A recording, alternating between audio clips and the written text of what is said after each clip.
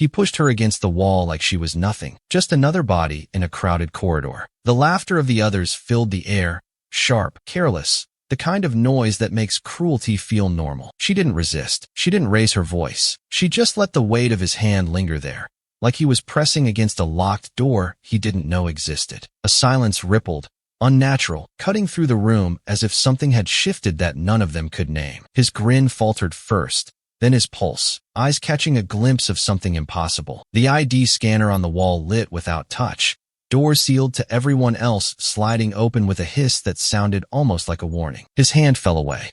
No one laughed now. No one breathed. And in that collapsing space of dread, it became clear he had shoved not a subordinate, not an equal, but someone the system itself recognized as untouchable. Before we continue, tell us where in the world are you watching from? And if you're enjoying these stories, make sure to hit subscribe, because tomorrow's episode is absolutely mind-blowing. He shoved her like she was weightless, like she existed only to be moved out of his way. The corridor swallowed the impact. Boots scraped. Someone laughed. Metal rang somewhere deep in the vents.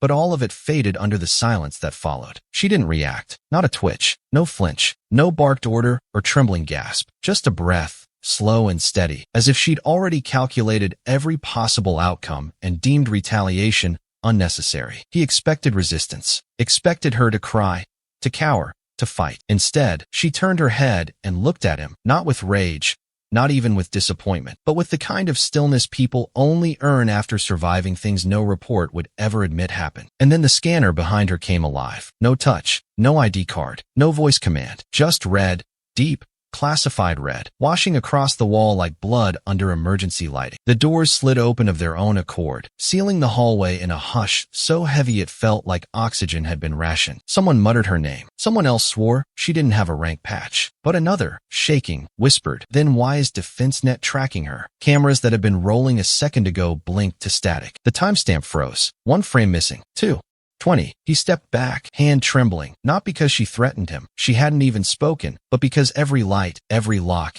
every unseen protocol in that building had made a decision before he had. What do you do when the system itself bows before someone who refuses to raise a hand? What kind of power doesn't defend itself because everything around it already will? They froze the footage frame by frame, desperate to name what they had seen. The insignia on her sleeve should have been clear.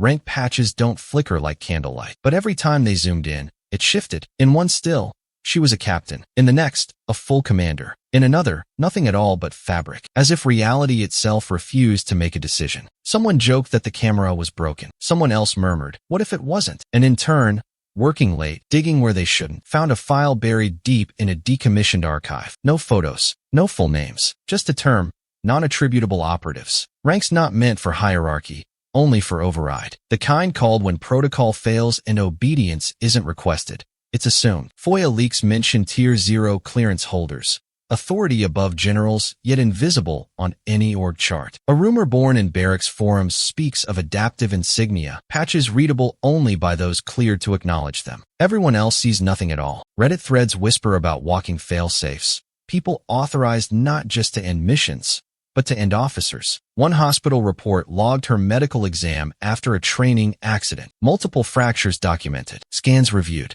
But by morning, she walked out unassisted. Her blood work flagged as non-human readable, not rejected, not mislabeled, unreadable. At first, they questioned the footage. Then, they questioned her. Now, they're questioning the system that built her. What if she didn't rise through rank? What if rank rose to meet her? What if this wasn't promotion, but activation? They scattered like roaches from sudden light, pretending they had somewhere urgent to be, pretending nothing had happened. But silence is never empty. It lingers, it clings, it stains. You could smell it on them later. In the mess hall, one private gagged mid-bite and vomited across the tray line, shaking like he'd swallowed electricity. Another tore at his own uniform until the fabric split, screaming about movement he'd seen behind her.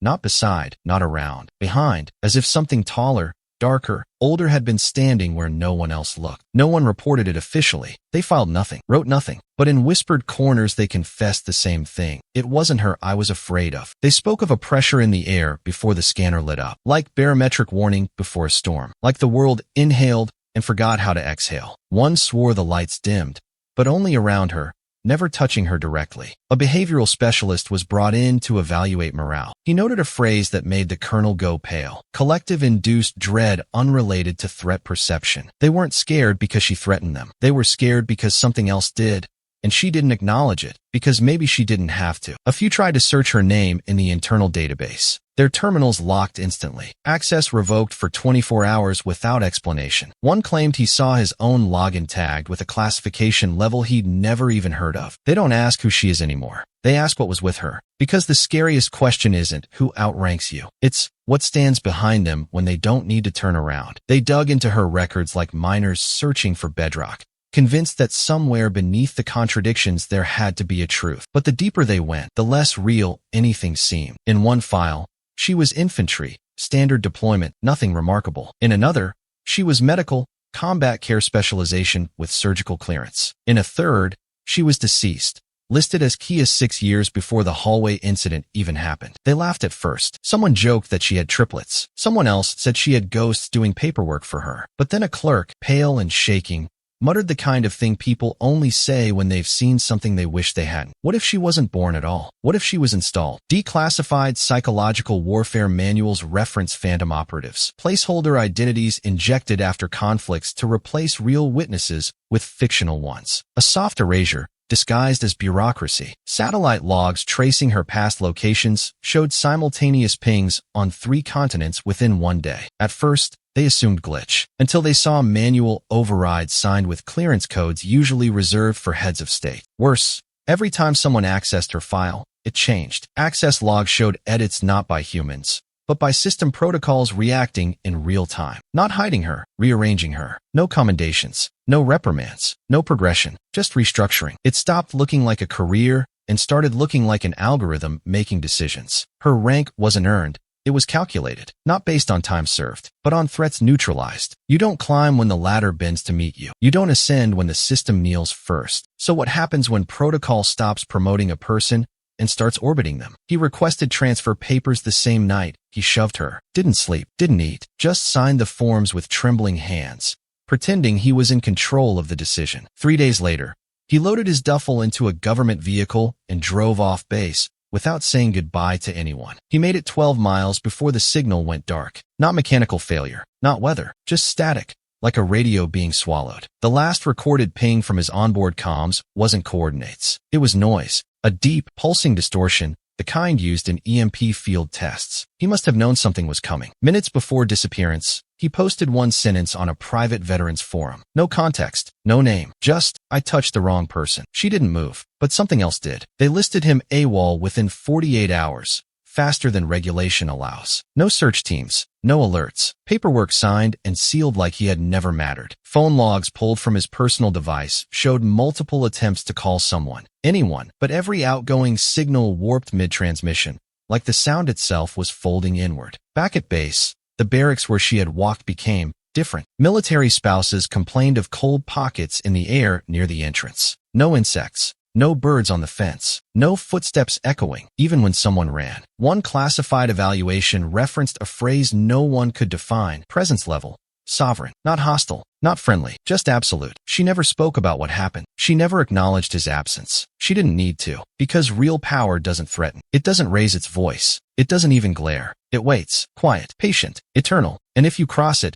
it won't warn you twice.